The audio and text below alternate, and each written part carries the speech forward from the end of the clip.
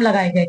घर में घुसकर लड़की के साथ छेड़छाड़ और सेक्सुअल असॉल्ट के एलिगेशन लगाए गए और इस केस को कोर्ट पुलिस ने मुकदमा दर्ज करके इनको एक्यूज बनाकर कोर्ट के कटघरे में खड़ा कर दिया। इनकी खुद की भतीजी जिसका नाम रितिका है और उसके फादर राम अवतार जी जो इनके बड़े भाई हैं और उनके छोटे ब्रदर राजीव जी जो इनके उससे छोटे भाई हैं और ये सबसे छोटे हैं, उनकी बच्ची के द्वारा एलिगेशन लगाकर इनको जेल में डालने की पूरी जोरदार कोशिश की गई, जिसमें कि मोलेस्टेशन के चार्जेस, सेक्सुअल असॉल्ट के चार्जेस लगाए गए, ट्रेसपास के चार्जेस लगाए गए, कॉमन इंटेंशन के चार्जेस लगाए गए। इन सारे चार्जेस से आज राकेश वर्मा जी और इनका भांजा यश बाइज्जत बरी हुए। भतीजी कौन होती है? भाई की बिटिया अपनी बिटिया होती है और वो इस तरह के इल्जाम लगाए तो बड़ा गलत लगता है। 1 करोड़ की मानहानि उस परिवार के खिलाफ डालना चाह रहे हैं जा रहे हैं राकेश वर्मा जी की तरफ से और 50 लाख रुपए हम डालने जा रहे हैं यश वर्मा जी की तरफ से।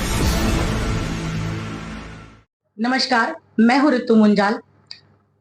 एडवोकेट ऋतु मुंजाल आप लोगों के बीच में आज इसलिए मौजूद है कि और प्रेस कॉन्फ्रेंस करने पर क्यों मजबूर है इसका रीजन मैं आपको बताना चाहती हूँ। हमारे साथ मौजूद हैं आज हमारे क्लाइंट राकेश वर्मा जी, जिनके ऊपर यौन उत्पीड़न के झूठे इल्जाम लगाए गए। घर में घुसकर लड़की के साथ छेड़छाड़ और सेक्सुअल असॉल्ट के एलिगेशन लगाए गए और इस केस को कोर्ट पुलिस ने मुकदमा दर्ज करके इनको एक्यूज बनाकर कोर्ट के कटघरे में खड़ा कर दिया। और आज ये प्रेस कॉन्फ्रेंस इसलिए की जा रही है क्योंकि इस केस में ये बाइज्जत बरी हुए हैं करीब 4 साल की कानूनी दावपेच के बाद और न्यायालय की प्रक्रिया को पूरा करते हुए न्यायालय ने इन्हें बाइज्जत बरी किया है। कोर्ट है शिवांगी व्यास जज साहब की, judicial magistrate first class Dwarka court, जिन्होंने इनको 19/4/2025 में बाइज्जत बरी किया है। और ये जिस तरह के झूठे एलिगेशन इनके ऊपर लगाए गए थे, इनकी खुद की भतीजी जिसका नाम रितिका है और उसके फादर राम अवतार जी जो इनके बड़े भाई हैं और उनके छोटे ब्रदर राजीव जी जो इनके उससे छोटे भाई हैं और ये सबसे छोटे हैं, उनकी बच्ची के द्वारा एलिगेशन लगाकर इनको जेल में डालने की पूरी जोरदार कोशिश की गई। पुलिस के पास मुकदमा दर्ज कराया गया, झूठा मुकदमा, कि इन्होंने घर के ताले तोड़े हैं, घर के अंदर जबरदस्ती घुसे हैं और इनके भांजे यश ने उस लड़की की छाती पे हाथ मारा है, उसे धक्का मार के गिराया है और उसके साथ सेक्सुअल असॉल्ट किया है। उसके बाद राकेश वर्मा ने उसे कपड़ों से उठाया है और इस बीच में उसके कपड़े फटे हैं। इस तरह के एलिगेशन लगाकर इनको 354 बी, 451, 452, 453 एंड 34 IPC भारतीय दंड संहिता की धाराओं के तहत फंसाया गया, जिसमें कि मोलेस्टेशन के चार्जेस, सेक्सुअल असॉल्ट के चार्जेस लगाए गए, ट्रेसपास के चार्जेस लगाए गए, कॉमन इंटेंशन के चार्जेस लगाए गए। इन सारे चार्जेस से आज राकेश वर्मा जी और इनका भांजा यश बाइज्जत बरी हुए हैं। राजेश जी, क्या कहेंगे जिस तरह आपके परिवार के लोगों ने ही आप पे जो एलिगेशन लगाई और आज यहाँ पे कामयाबी आपको मिली कोर्ट के द्वारा? मैं सबसे पहले कहना चाहता हूँ सत्यमेव जयते,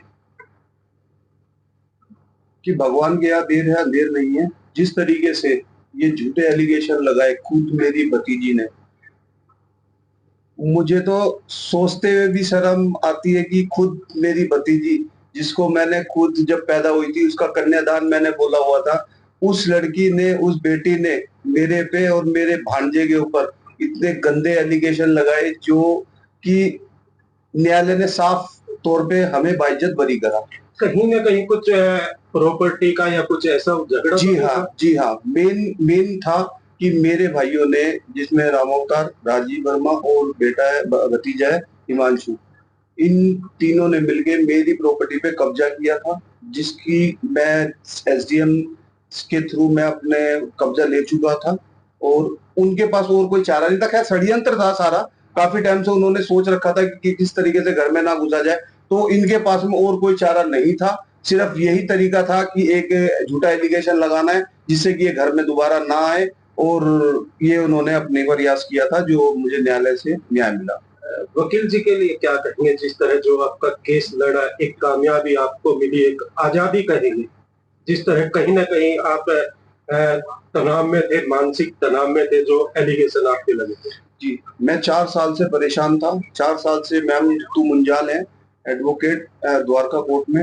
इन्होंने मुझे बहुत कोऑपरेट किया। इन्होंने मुझे हर तरीके से भाई के नाते, दोस्त के नाते, एक अपने संबंधी के नाते, मतलब एक बहुत अच्छा कोऑपरेट किया और मेरा हर तरीके से साथ दिया, जिसमें कि इन्होंने शुरू में ही कह दिया था कि आप बाइज्जत बरी होगे, क्योंकि ये झूठे एलिगेशन ज्यादा दिन नहीं चलते हैं, ना ही ये हम चलने देंगे। फॉल्स केस है, ये फॉल्स ही हुए, निर्दोष बच गए। नहीं तो कई लोग ऐसे होते हैं जिनको सजा भी हो जाती है, और निर्दोष होते हुए वो सजा भुगतते हैं। जब ये बच गए और निकल गए तो ये तो जमानत मतलब केस खत्म हो गया। लेकिन क्या ऐसी महिलाओं के लिए कुछ होता है जो मतलब एक गलत आदमी पे आरोप लगा के और उनको फंसा रही है? बिल्कुल, क्या होता तो सब कुछ है, लेकिन कोई करे जब ना। अब दरअसल कितनी ऐसी समाज में खुलेआम घूम रही हैं, और ये कोर्ट को भी पता है कि एक ने 10 लोगों पे झूठे आरोप लगा रखे, तो कई बार वो फंस जाती है तो न्यायालय उनके साथ भी न्याय करता है, उनको भी भेज देता है अंदर कि तुम तो गंद फैला रहे हो समाज में, इतने शरीफ लोगों को। जैसे कोर्ट ने कहा कि आप बाइज्जत बरी हो रहे हैं, तो निर्दोषी तो वो हो गई, फिर उन्होंने गलत आरोप लगाए, फिर उनको क्या सजा होगी? नहीं, उनपे हम अलग से डालेंगे अभी मानहानि का, अवश्य डालेंगे। और इसमें प्रोविजन भी है, इनको कंपनसेशन भी मिल सकता है कि भाई इनका तो कोई दोष नहीं था, प्रॉपर्टी वहीं की वहीं अपनी जगह पे है, वो तो जो होगा बंटवारा फैमिली के मुताबिक वो मिल ही जाएगी। पर इस तरह झूठे आरोप तो लगाना नहीं बनता ना एक सच्चे सीधे इंसान पे। उसकी जिंदगी भी तो एकदम खलल हो जाता है कि वो इतने सालों से एकदम अच्छे दीन ईमान से और इतने मुझसे रह रहा था, और एकदम से समाज की नजरों में फिर वो गिरावट आ जाती है। हालांकि लोग इन चीजों पे ध्यान नहीं देते, पर जो सेंसिटिव आदमी होते हैं उनके लिए बड़ा वो हो जाता है। वाकई समाज में आप मानो या ना मानो, इज्जत तो गिरी जाती है। एक ले मैन होता है जो कॉमन आदमी। इसमें सर एक पॉइंट मैं ऐड करना चाहूंगी। कानून की धाराएं इसके लिए बहुत सख्त हैं।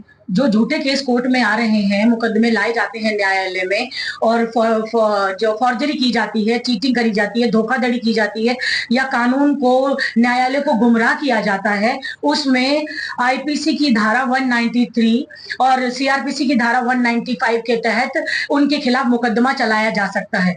लेकिन उसमें मुकदमा एक्यूज खुद नहीं चला सकता जो बरी हुआ है, इनोसेंट विक्टिम नहीं। या तो उसका प्लीडर चलाएगा, या ऑफिसर ऑफ द कोर्ट चलाएगा, या उसमें स्टेट की तरफ से एडवोकेट दायर होगा, वो कोर्ट में मुकदमा दायर कर सकता है। इनकी तरफ से जो मुकदमा दायर हो सकता है वो ये है मानहानि। 499, 450 आईपीसी भारतीय दंड संहिता की धाराएं क्लियर कहती हैं कि अगर इस तरह के झूठे एलिगेशन से आप बाइज्जत बरी होते हैं, और आप की कितने लेवल की मानहानि हुई है, आप समाज में कितने प्रतिष्ठित हैं, कितनी आप आईटीआर भरते हैं, कितनी आपकी वैल्यू है, उस हिसाब से आप अपना मानहानि का दावा ठोक सकते हैं।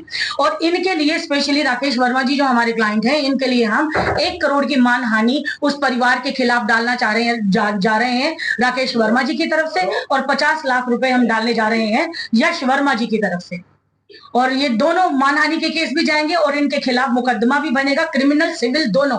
और क्रिमिनल मानहानि क्लियर ये कहती है कि 2 साल की सजा होगी जिसने झूठा केस बनाया है, झूठे केस में फंसाया है, और ऐसी लड़की को और उसके परिवार को भी, और उसके साथ उनको जुर्माना भी पे करना पड़ेगा, और इनको कंपनसेशन भी मिलेगा। इसी को न्याय कहते हैं, और यही न्याय की एक जीत है। जय हिंद, जय भारत, नमस्कार।